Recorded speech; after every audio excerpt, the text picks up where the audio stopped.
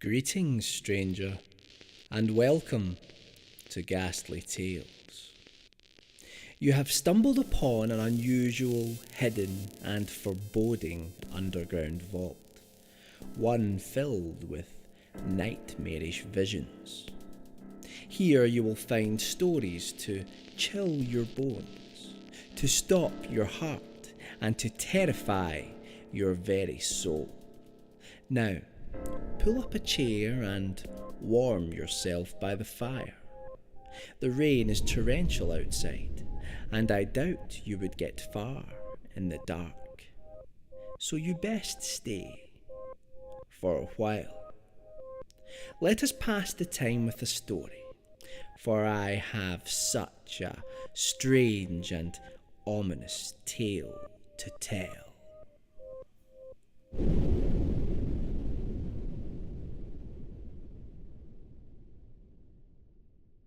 Greetings, dear listener, and welcome to Ghastly Tales. As the cold December nights bring an icy foreboding with them, we look now to the joy of Christmas, a festive season filled with cheer and happiness. Well, for some, at least. For others, the cold is insidious and leaves an indelible mark. For both light and dark revellers, we turn now to a story from one of the masters of the macabre. H.P. Lovecraft knew the isolation of the winter months well, an isolation which leads to an exploration of who we are and of what lineage we may be. Let us follow Lovecraft now then, at Christmas time, to uncover the secrets of the festival.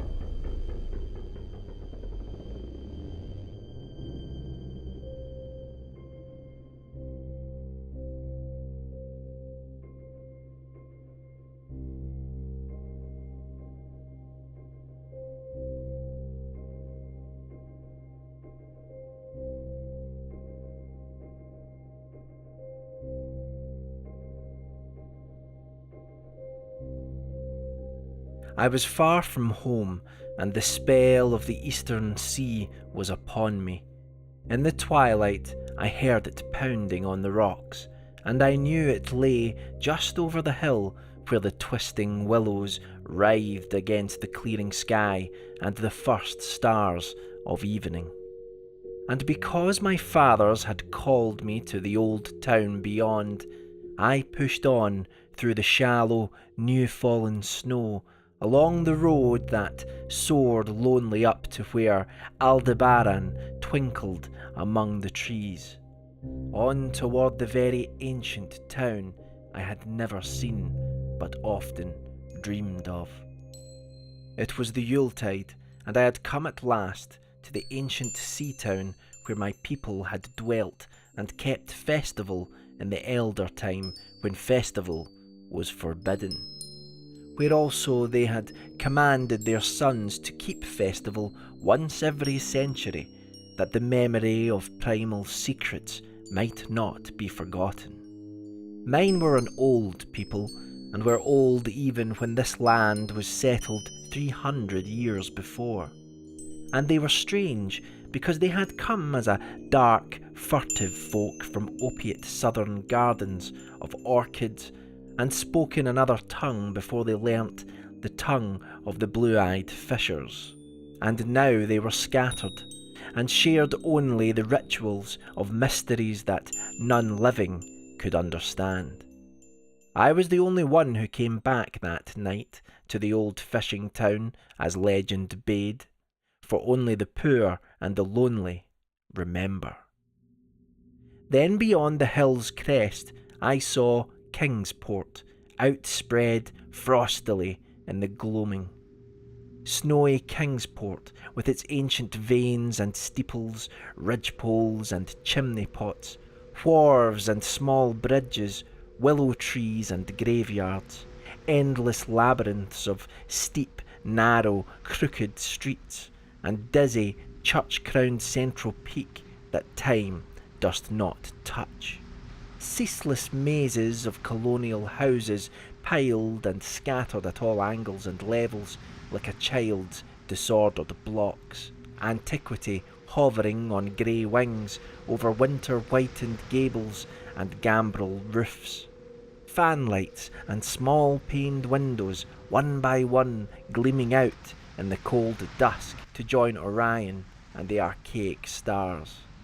And against the rotting wharves the sea pounded, the secretive, immemorial sea out of which the people had come in the elder time. Beside the road, at its crest, a still higher summit rose, bleak and windswept, and I saw that it was a burying ground where black gravestones stuck ghoulishly through the snow like the decayed fingernails of a gigantic corpse. The printless road was very lonely, and sometimes I thought I heard a distant, horrible creaking, as of a gibbet in the wind. They had hanged 4 kinsmen of mine for witchcraft in 1692, but I did not know just where. As the road wound down the seaward slope, I listened for the merry sounds of a village at evening, but did not hear them. Then I thought of the season, and felt that these old Puritan folk might well have Christmas customs strange to me, and full of silent hearthside prayer. So after that I did not listen for merriment, or look for wayfarers, but kept on down past the hushed lighted farmhouses and shadowy stone walls to where the signs of ancient shops and sea taverns creaked in the salt breeze, and the grotesque knockers of pillared doorways glistened along deserted, unpaved lanes in the light of little curtained windows. I had seen maps of the town and knew where to find the home of my people. It was told that I should be known and welcomed, for village legend lives long, so I hastened through Back Street to Circle Court, and across the fresh snow on the one full flagstone pavement in the town, to where Green Lane leads off behind the market house. The old maps still held good, and I had no trouble, though at Arkham they must have lied when they said the trolleys ran to this place, since I saw not a wire overhead. Snow would have hid the rails in any case.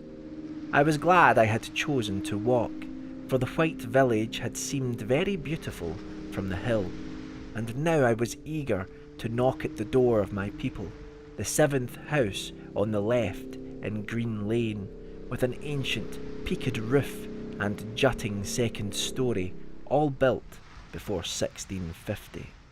There were lights inside the house when I came upon it, and I saw from the diamond window panes that it must have been kept very close to its antique state. The upper part overhung the narrow grass-grown street, and nearly met the overhanging part of the house opposite, so that I was almost in a tunnel, with the low stone doorstep wholly free from snow. There was no sidewalk, but many houses had high doors reached by double flights of steps with iron railings. It was an odd scene, and because I was strange to New England, I had never known its like before. Though it pleased me, I would have relished it better if there had been footprints in the snow, and people in the streets, and a few windows without drawn curtains. When I sounded the archaic iron knocker, I was half afraid. Some fear had been gathering in me, perhaps because of the strangeness of my heritage and the bleakness of the evening, and the queerness of the silence in that aged town of curious customs. And when my knock was answered, I was fully afraid, because I had not heard any footsteps before the door creaked open. But I was not afraid long, for the gowned, slippered old man in the doorway had a bland face that reassured me, and though he made signs that he was dumb, he wrote a quaint and ancient welcome with the stylus and wax tablet he carried. He beckoned me into a low, candle-lit room with massive exposed rafters and dark, stiff, sparse furniture of the 17th century. The past was vivid there, for not an attribute was missing. There was a cavernous fireplace and a spinning wheel at which a bent old woman in loose wrapper and deep poke bonnet sat back toward me, silently spinning despite the festive season. An indefinite dampness seemed upon the place, and I marvelled that no fire should be blazing. The high-backed settle faced the row of curtained windows at the left, and seemed to be occupied, though I was not sure. I did not like everything about what I saw, and felt again the fear I had had. This fear grew stronger from what had before lessened it, for the more I looked at the old man's bland face, the more its very blandness terrified me. The eyes never moved, and the skin was too like wax. Finally, I was sure it was not a face at all, but a fiendishly cunning mask. But the flabby hands, curiously gloved, wrote genially on the tablet and told me I must wait a while before I could be led to the place of festival. Pointing to a chair, table, and pile of books, the old man now left the room, and when I sat down to read, I saw that the books were hoary and mouldy, and that they included old Morister's Wild Marvels of Science, the terrible Saducismus Triumphatus of Joseph Glanville, published in 1681, the shocking Daemon Olatria of Remigius, printed in 1595 at Lyons, and worst of all, the unmentionable Necronomicon of the mad Arab Abdul al-Hazred in Olaus Wormius's forbidden Latin translation, a book which I had never seen, but of which I had heard monstrous things whispered. No one spoke to me, but I could hear the creaking of signs in the wind outside, and the whir of the wheel as the bonneted old woman continued her silent spinning. I thought the room and the books and the people very morbid and disquieting. But because an old tradition of my father's had summoned me to strange feastings, I resolved to expect queer things. So I tried to read, and soon became tremblingly absorbed by something I found in that accursed Necronomicon. A thought and a legend, too hideous for sanity or consciousness. But I disliked it when I fancied I heard the closing of one of the windows that the settle faced, as if it had been stealthily opened. It had seemed to follow a whirring that was not of the old woman's spinning wheel. This was not much, though, for the old woman was spinning very hard, and the aged clock had been striking. After that, I lost the feeling that there were persons on the settle, and was reading intently and shudderingly when the old man came back, booted and dressed in a loose antique costume, and sat down on that very bench, so that I could not see him. It was certainly nervous waiting, and the blasphemous book in my hands made it doubly so. When 11 struck, however, the old man stood up, glided to a massive carved chest in a corner, and got 2 hooded cloaks, one of which he donned, and the other of which he draped round the old woman, who was ceasing her monotonous spinning. Then they both started for the outer door, the woman lamely creeping, and the old man, after picking up the very book I had been reading, beckoning me as he drew his hood over that unmoving face or mask. We went out into the moonless and tortuous network of that incredibly ancient town, went out as the lights in the curtained windows disappeared one by one, and the dog star leered at the throng of cowled, cloaked figures that poured silently from every doorway and formed monstrous processions up this street and that, past the creaking signs and antediluvian gables, the thatched roofs and diamond-paned windows, threading precipitous lanes where decaying houses overlapped and crumbled together, gliding across open courts and churchyards where the bobbing lanthorns made eldritch drunken constellations. Amid these hushed throngs, I followed my voiceless guides, jostled by elbows that seemed preternaturally soft, and pressed by chests and stomachs that seemed abnormally pulpy, but seeing never a face and hearing never a word.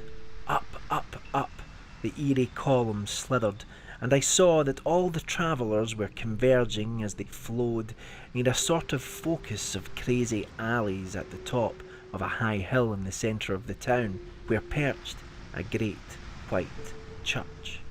I had seen it from the road's crest when I looked at Kingsport in the new dusk, and it had made me shiver because Aldebaran had seemed to balance itself a moment on the ghostly spire. There was an open space around the church, partly a churchyard with spectral shafts, and partly a half-paved square swept nearly bare of snow by the wind, and lined with unwholesomely archaic houses having peaked roofs and overhanging gables. Death fires danced over the tombs, revealing gruesome vistas, though queerly failing to cast any shadows. Past the churchyard, where there were no houses, I could see over the hill's summit and watch the glimmer of stars on the harbour, though the town was invisible in the dark. Only once in a while a lanthorn bobbed horribly through serpentine alleys on its way to overtake the throng that was now slipping speechlessly into the church. I waited till the crowd had oozed into the black doorway, until all the stragglers had followed. The old man was pulling at my sleeve, but I was determined to be the last. Then I finally went, the sinister man and the old spinning woman before me. Crossing the threshold into that swarming temple of unknown darkness, I turned once to look at the outside world as the churchyard phosphorescence cast a sickly glow on the hilltop pavement, and as I did so, I shuddered. For though the wind had not left much snow, a few patches did remain on the path near the door, and in that fleeting backward look, it seemed to my troubled eyes that they bore no mark of passing feet, not even mine.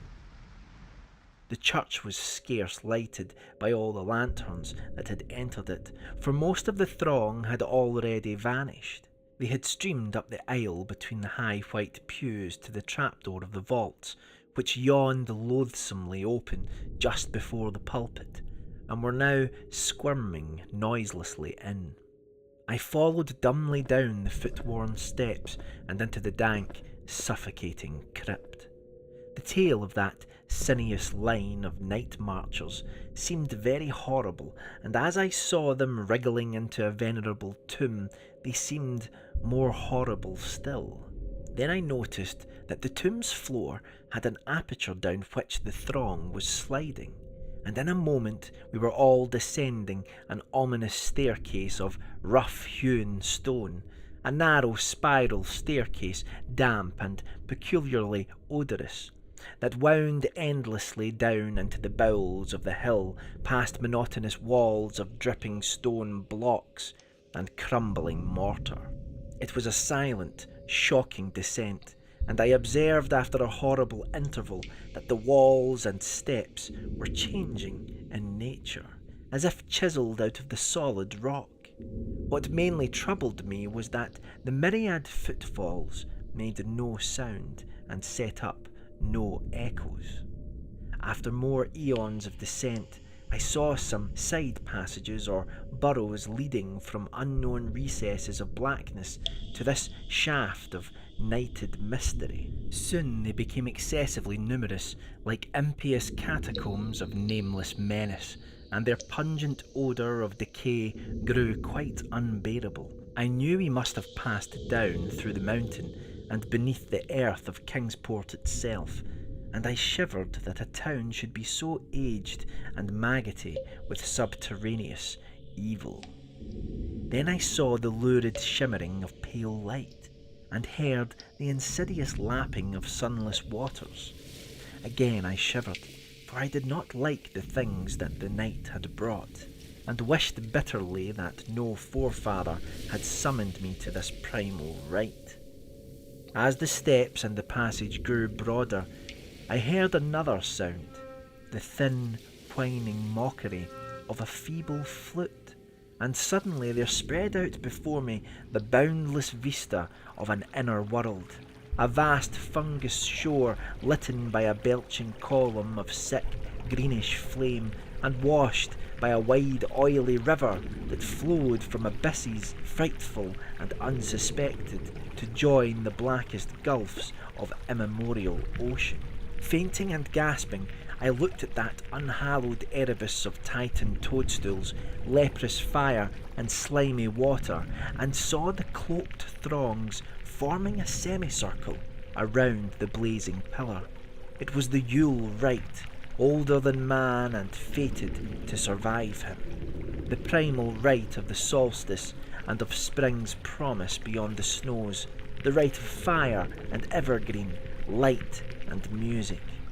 And in the Stygian grotto I saw them do the rite, and adore the sick pillar of flame, and throw into the water handfuls gouged out of the viscous vegetation which glittered green in the chlorotic glare. I saw this, and I saw something amorphously squatted far away from the light, piping noisomely on a flute. And as the thing piped, I thought I heard noxious muffled flutterings in the fetid darkness where I could not see. But what frightened me most was that flaming column, spouting volcanically from depths profound and inconceivable, casting no shadows as healthy flames should, and coating the nitrous stone above with a nasty, venomous verdigris. For in all that seething combustion no warmth lay, but only the clamminess of death and corruption. The man who had brought me now squirmed to a point directly beside the hideous flame, and made stiff, ceremonial motions to the semicircle he faced. At certain stages of the ritual they did grovelling obeisance, especially when he held above his head that abhorrent Necronomicon he had taken with him. And I shared all the obeisances because I had been summoned to this festival by the writings of my forefathers. Then the old man made a signal to the half-seen flute player in the darkness, which player thereupon changed its feeble drone to a scarce, louder drone in another key, precipitating as it did so a horror unthinkable and unexpected. At this horror I sank nearly to the lichened earth, transfixed with a dread not of this nor any world, but only of the mad spaces between the stars. Out of the unimaginable blackness beyond the gangrenous glare of that cold flame, out of the Tartarian leagues through which that oily river rolled uncanny, unheard, and unsuspected, there flopped rhythmically a horde of tame, trained, hybrid winged things that no sound eye could ever wholly grasp, or sound brain ever wholly remember. They were not altogether crows, nor moles, nor buzzards, nor ants, nor vampire bats, nor decomposed human beings, but something I cannot and must not recall. They flopped limply along, half with their webbed feet and half with their membranous wings, and as they reached the throngs of celebrants, the cowled figures seized and mounted them, and rode off one by one along the reaches of that unlighted river, into pits and galleries of panic, where poison springs feed frightful and undiscoverable cataracts.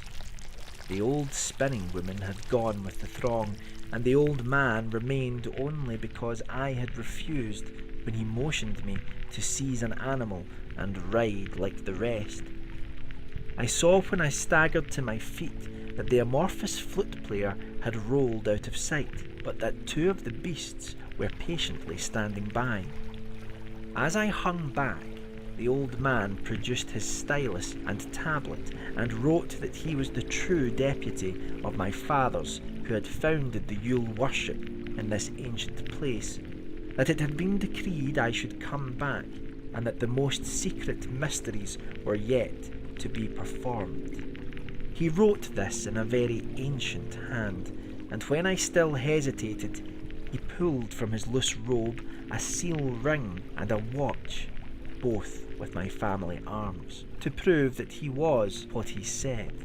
But it was a hideous proof, because I knew from old papers that that watch had been buried with my great-great-great-great-grandfather in 1698. Presently, the old man drew back his hood and pointed to the family resemblance in his face, but I only shuddered because I was sure that the face was merely a devilish waxen mask. The flopping animals were now scratching restlessly at the lichens, and I saw that the old man was nearly as restless himself. When one of the things began to waddle and edge away, he turned quickly to stop it, so that the suddenness of his motion dislodged the waxen mask from what should have been his head.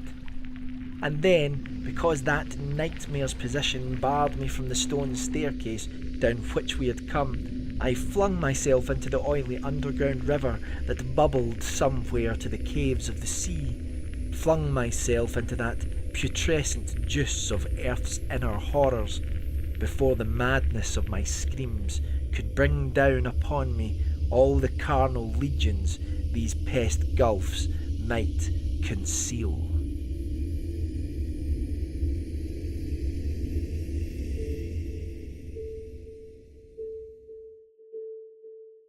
At the hospital, they told me I had been found half frozen in Kingsport Harbour at dawn, clinging to the drifting spar that accident sent to save me.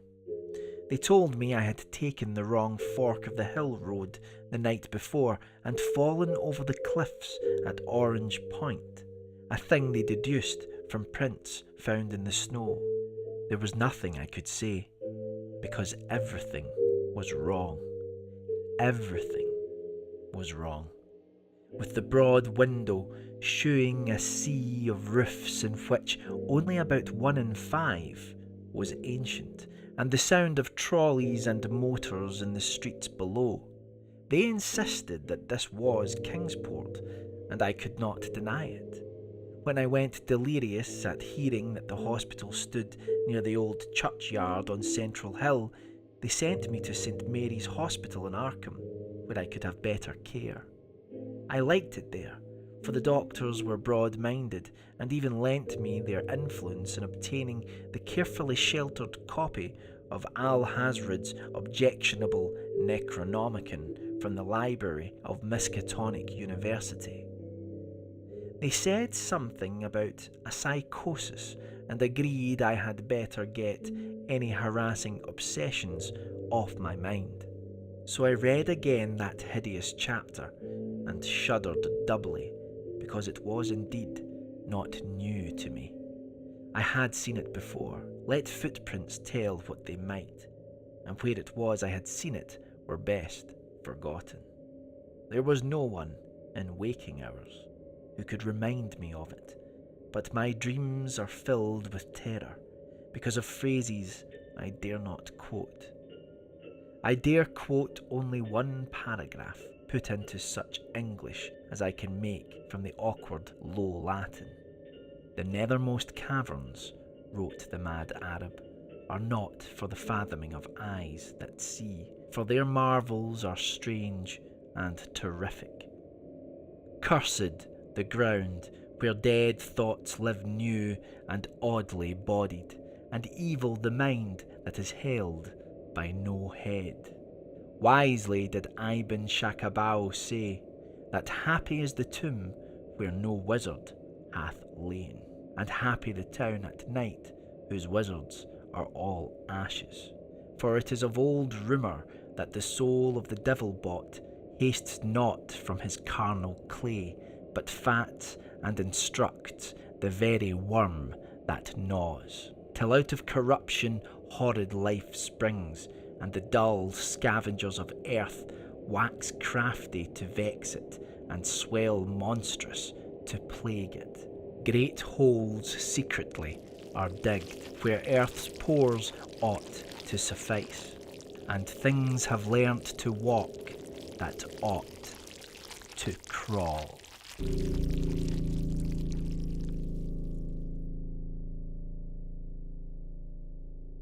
A mysterious tale there from H.P. Lovecraft. What secrets lie beneath the town of Kingsport? No one can be certain, but surely the story is a fiction. But there is a curious footnote of history which makes me wonder.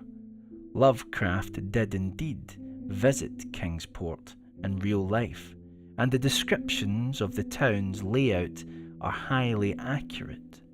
So who knows? Perhaps Lovecraft himself did indeed uncover something terrible there at Christmas time. Thank you for listening, and if you would like to support the show and hear exclusive Ghastly Tales content, please head over to our Patreon page, which you will find in the show notes below. Well, looks like a snowstorm is coming, and so you best be on your way.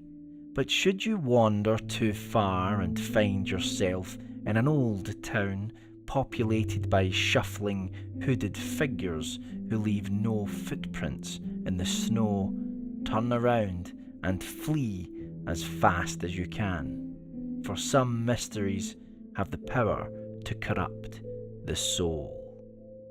Unpleasant dreams, dear listeners, and I'll see you again soon for another Ghastly Tale.